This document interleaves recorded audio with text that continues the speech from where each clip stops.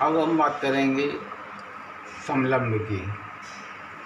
समलंब ऐसा चतुर्भुज जिसकी दो सम्मुख भुजाएं समांतर हों तथा शेष दो सम्मुख भुजाएं असमांतर हों तो उसे हम समलंब कहते हैं। इसका भी आप डायग्राम देख सकते हैं स्क्रीन पे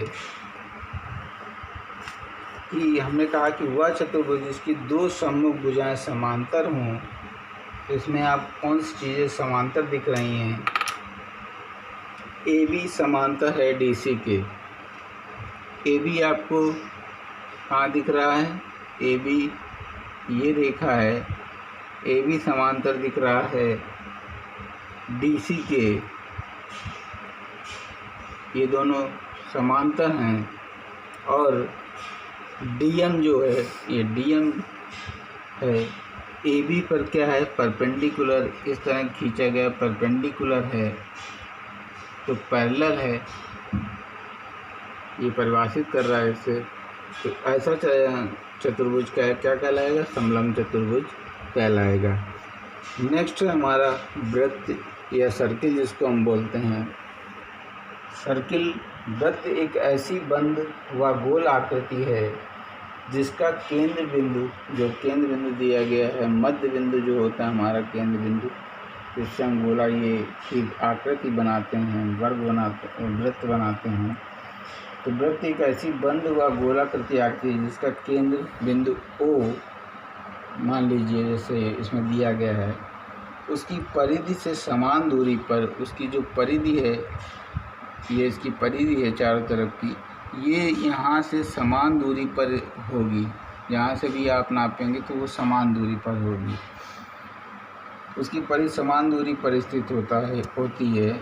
इस दूरी को हम त्रिज्या कहते हैं, जिसको हमने डिनोट किया है OP द्वारा, और त्रिज्या को हम R से डिनोट करते हैं, जिसे संकेत R से प्रदर्शित किया गया है, वो आप देख रहे हैं। दिए गए चित्र में AB जो है वृत्त का व्यास है, AB रेखा खींची हुई है तो ये वृत्त का व्यास है।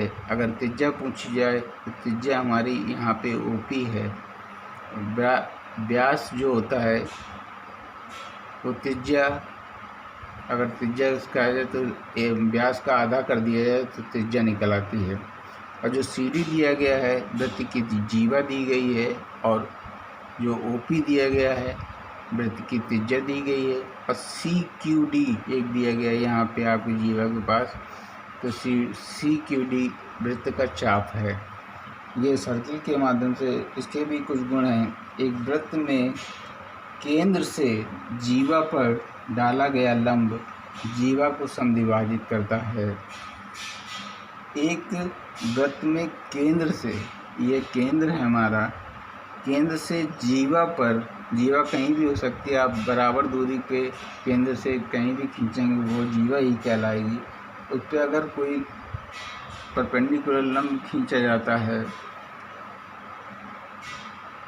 तो वो लंब जीवा को समद्विभाजित दो भागों में बांट देता है। सेकंड है, एक वृत्त में जीवा के मध्य बिंदु को केंद्र से मिलाने वाली रेखा जीवा पर लंब होती है। अगर जीवा के मध्य बिंदु से केंद्र को मिला दिया जाए तब भी परपेंडिकुलर होगा, तो तब भी ये क्या कहलाएगा? लंब ही कहलाएगा। तीसरा है, वृत्त की समान जीवाएं केंद्र से समदूरस्थ होती हैं।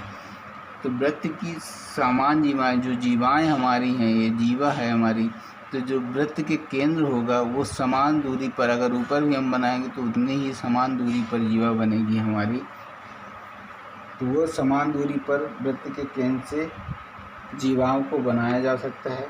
और चौथा है, वृत्त से समदूरस्थ जीवाएं समान होती हैं। जो समान दूरी पर बनाते हैं, एक यहाँ बना दी, एक यहाँ पे समदूरस्थ बना दी, तो वो समान दूरी पर होती हैं जीवाएं।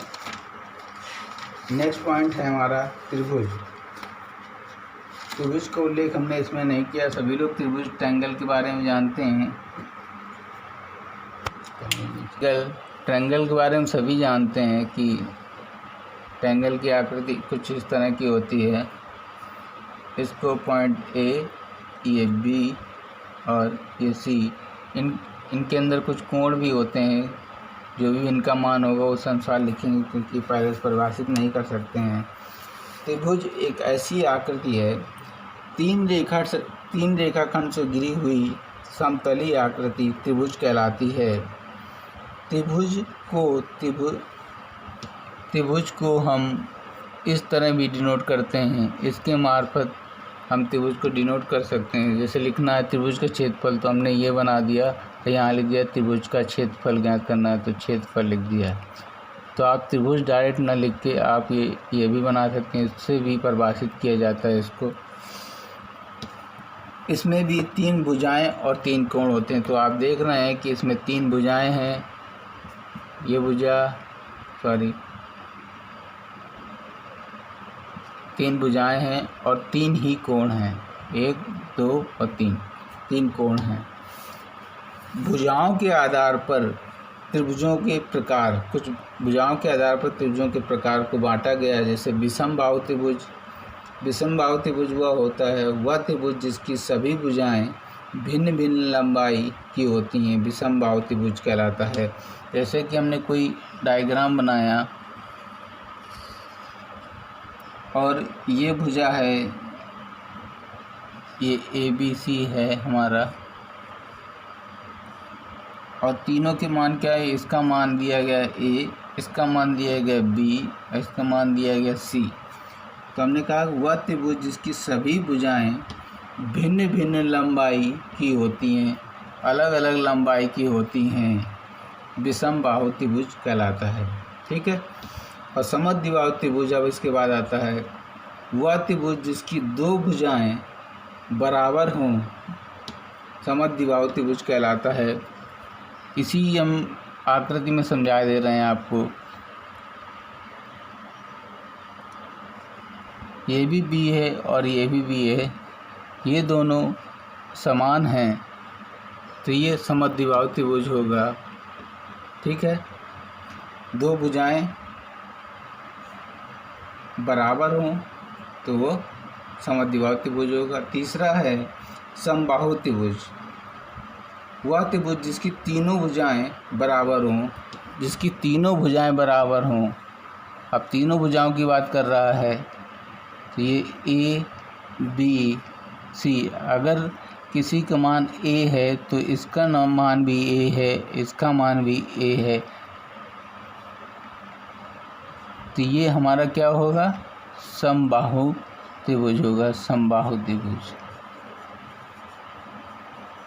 और ये वाला समद्विबाहु त्रिभुज,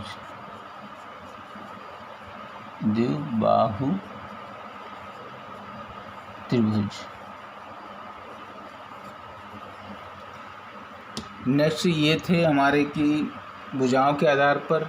इसके बाद हम बात करते हैं कोणों के आधार पर त्रिभुज को परिभाषित किया गया है। कोणों के आधार पर त्रिभुज को निम्न प्रकार से बांटा गया है कि समकोण त्रिभुज, इसके बाद हम बात करते हैं समकोण त्रिभुज की। राइट एंगल ट्रायंगल जिसको बोलते हैं, जिस त्रिभुज का एक कोण समकोण अर्थात 90 अंश का हो उसे समकोण त्रिभुज कहते हैं। जैसा कि चित्र में दिखाया गया त्रिभुज ABC में एक कोण जो है परपेंडिकुलर जो है वो 90 अंश का दिखाई दे रहा है आपको यहाँ पे, तो वह क्या होगा, समकोण त्रिभुज कहलाएगा। नेक्स्ट न्यून कोण की बात करते हैं। एंगल ट्रायंगल, जिस त्रिभुज के तीनों कोण न्यून कोण अर्थात 90 अंश से कम हो। ये जो तीनों कोण दिए गए हैं वो 90 अंश से कम हो, लेकिन इनका योग अगर ज्ञात करें तो 180 अंश हो। तो जिस त्रिभुज के तीनों कोण न्यून कोण अर्थात 90 अंश से कम हो उसे न्यून कोण त्रिभुज कहते हैं। जैसा चित्र त्रिभुज ABC न्यून कोण त्रिभुज, जिसमें प्रत्येक कोण 90 अंश से कम है। इनमें जो भी ये कोण है कोई 90 अंश का कोण नहीं है, वो त्रिभुज न्यून कोण कहलाता है। बात करते हैं अधिक कोण की, उसके बाद कोणों के आधार पर।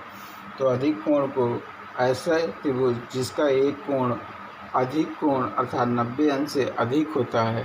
तो एक कोण जो इसका है 90 अंश से अधिक का है, क्योंकि 90 करने के लिए हमें इस तरह की रेखा खींचनी पड़ेगी सीधी परपेंडिकुलर, तब 90 अंश का होगा।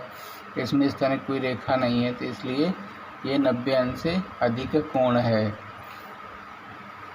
तो जिस त्रिभुज का एक कोण अधिक कोण 90 अंश से अधिक, उसे अधिक कोण त्रिभुज कहते हैं, जैसा चित्र ABC अधिक कोण त्रिभुज में दर्शाया गया है। धन्यवाद।